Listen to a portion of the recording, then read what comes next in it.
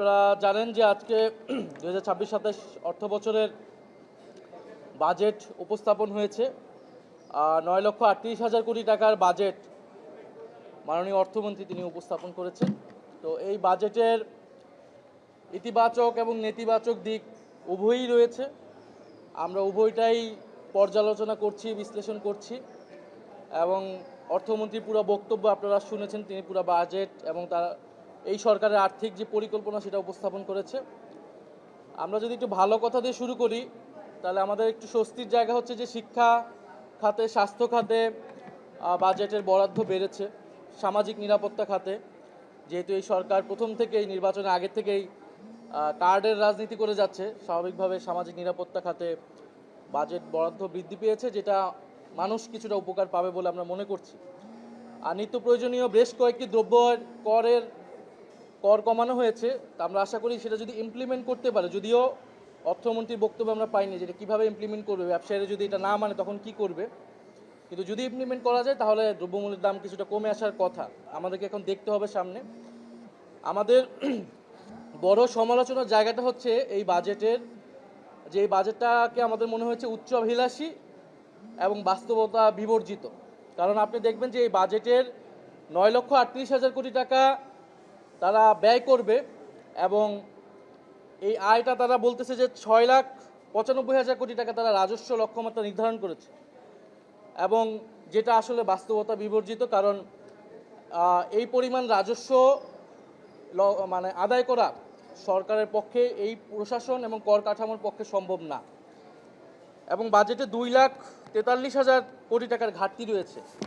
ফলে যদি 6,95,000 কোটি টাকার যেই রাজস্ব সেটা যদি আদায় করতে না পারে, এবং স্বাভাবিকভাবে এটা সরকার পারবে না, তাহলে এই ঘাটতি কিন্তু অনেক বাড়বে এবং সরকারকে তখন কি করতে হবে, অভ্যন্তরীণভাবে ব্যাংকগুলো থেকে এবং বিদেশ থেকে আসলে ঋণ নিতে হবে। এই লক্ষ্যমাত্রা, এই রাজস্ব লক্ষ্যমাত্রা আয় অর্জন করতে হলে রাজস্ব প্রবৃদ্ধির হার অন্তত 42% হতে হবে। এই লক্ষ্যমাত্রা অবাস্তব। দেশের ইতিহাসে সর্বোচ্চ বার্ষিক রাজস্ব প্রবৃদ্ধি হয়েছিল 27.3%। যদি আগামী অর্থ বছরে সেই সর্বোচ্চ রেকর্ড করা সম্ভব হয়, তাও লক্ষ্যমাত্রার তুলনায় 70,000 কোটি টাকার ঘাটতি থাকবে। ফলে এই ঘাটতি সরকার কিভাবে মিটাবে? অর্থাৎ সরকার খুব সুন্দর সুন্দর কথা বলছে, বাজেট ইতিহাসে সবচেয়ে বড় বাজেট দেখাচ্ছে, একইভাবে কিন্তু এটা ইতিহাসে সবচেয়ে বড় ঘাটতি বাজেটও হবে। ঋণগ্রস্ত বাজেট বলা যেতে পারে এটাকে। ফলে সরকার যখন ব্যাংক থেকে আরও ঋণ বাড়াবে, আপনারা জানেন যে ঋণের পরিমাণ 8,12,000 কোটি টাকা পৌঁছেছে, এটা বৈদেশিক ঋণ। আর হচ্ছে অভ্যন্তরীণ ঋণ প্রায় 16 গুণ বেড়েছে। তাহলে আরও যদি ঋণ নেয় ব্যাংক, এই যে দুর্বল ব্যাংকিং খাত, তাহলে আপনার বেসরকারি খাতে যে চাপটা পড়বে, বেসরকারি খাতের থেকে তারা বিনিয়োগ পাবে না, তারা লোন পাবে না এবং কর্মসংস্থান সংকুচিত হবে। আরেকটা যেটা আমরা খুবই অবাক হয়েছি, যে পুরো অর্থমন্ত্রীর পুরো বক্তব্য যদি আপনি অ্যানালাইসিস করেন, অর্থনৈতিক গণতন্ত্রের কথা বলতেছেন, অর্থনৈতিক অনেক শুনলে মনে হবে অনেক বিপ্লব ঘটে যাচ্ছে, কিন্তু ব্যাংকিং খাত এবং অর্থনৈতিক খাতের সংস্কার নিয়ে কোনো ধরনের আলাপ নেই। ঋণ খেলাপিদের বিরুদ্ধে কী ব্যবস্থা নিবে, লুটেরা গোষ্ঠীদের বিরুদ্ধে সরকার কী ব্যবস্থা নিবে, পাচারকৃত অর্থ সরকার কোন প্রক্রিয়ায় ফেরত আনবে, এইটা ছিল সরকার কিভাবে আয় বৃদ্ধি করতে পারে বা দেশের অর্থ কিভাবে বাড়ানো যেতে পারে, সেটা নিয়ে কিন্তু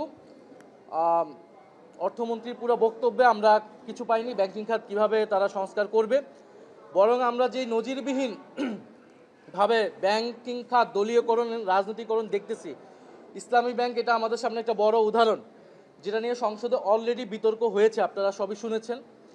এবং অর্থমন্ত্রী কিন্তু, মাননীয় অর্থমন্ত্রী নির্বাচনী ইশতেহারে তাদের ছিল, বিএনপি নির্বাচনী ইশতেহারে, যে তারা আর্থিক খাতে কোনো রাজনৈতিক নিয়োগ দিবে না, রাজনৈতিক বিবেচনা করবে না। বাংলাদেশ ব্যাংকেই আমরা সর্বপ্রথম বিতর্কিত সমালোচিত নিয়োগ দেখেছি, দলীয় নিয়োগ দেখেছি। ইসলামী ব্যাংকে এখন আবারও এস আলমের হাতে তুলে দেওয়ার একটা প্রক্রিয়া চলমান রয়েছে। তার মানে ব্যাংকিং খাতের যেই নৈরাজ্যটা ছিল এবং আমানতকারীদের, গ্রাহকদের যে অনাস্থা, সে অনাস্থা কিন্তু নতুন করে আবার শুরু হয়েছে। সবাই তাকিয়েছিল সরকারের দিকে যে একটা আস্থার জায়গা তৈরি হবে, কিন্তু সেটা কিন্তু হয়নি। ইসলামী ব্যাংকের উপর যে অনাস্থা, আমানতকারীদের যদি অনাস্থা তৈরি হয়, এটা কিন্তু পুরো ব্যাংকিং খাতে এই নৈরাজ্যতা তৈরি হবে এবং এটা হচ্ছে। এবং খেলাপিঋণদের বিরুদ্ধেও এই সরকার কি ব্যবস্থা নেবে, এটা আমরা প্রথম অধিবেশনে এই প্রশ্নগুলো, এই পয়েন্টগুলো তুলেছিলাম, সেগুলোও অর্থমন্ত্রীর পুরো বক্তব্য আসলে আমরা পাইনি।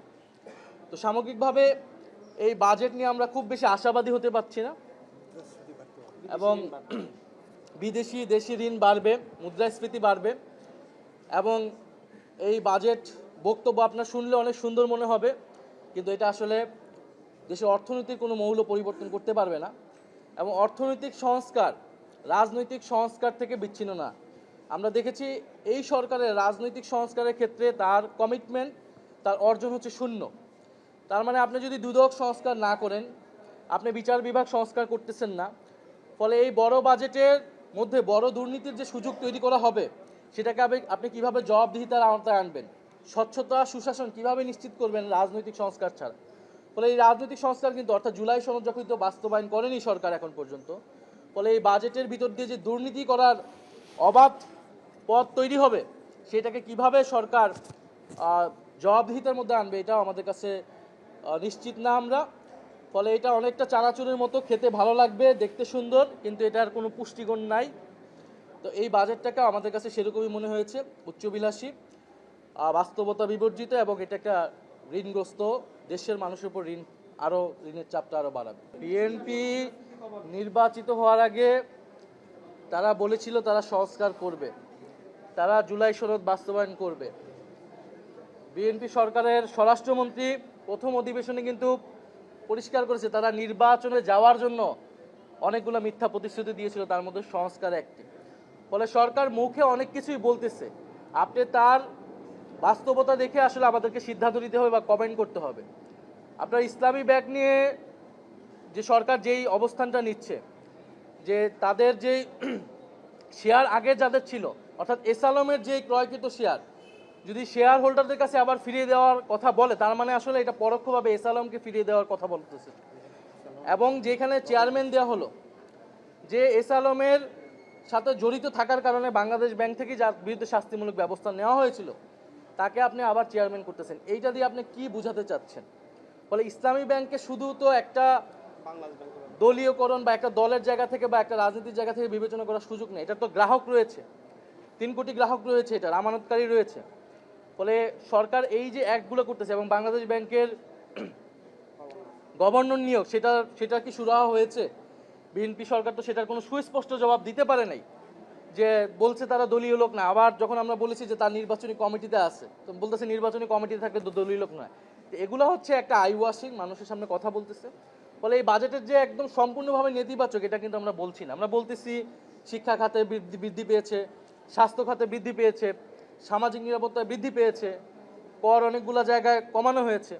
এগুলো আমাদের জন্য ইতিবাচক, কিন্তু মৌলিক পরিবর্তন, আমরা তো গণ অভ্যুত্থানের পরে যেটা বৈষম্য কমিয়ে আনার জন্য যে অর্থনৈতিক ব্যবস্থা প্রয়োজন ছিল, সম্পদ যেখানে গুটি কয়েক মানুষের কাছে সীমাবদ্ধ হয়ে গিয়েছিল, বৈষম্য সমাজে বেড়েছে এবং প্রচুর টাকা লোটপাট হয়েছে, পাচার হয়েছে, যেই প্রক্রিয়ায়, এই প্রক্রিয়াগুলো কি এই সরকারের সময় স্টপ হবে কিনা, সেটাই তো অর্থনৈতিক সংস্কার এবং রাজনৈতিক সংস্কার। সেরকম কিছু আমরা এই সরকার থেকে দেখিনি। ফলে এটাই আমাদের আপাতত প্রাথমিক প্রতিক্রিয়া বাজেটের উপরে।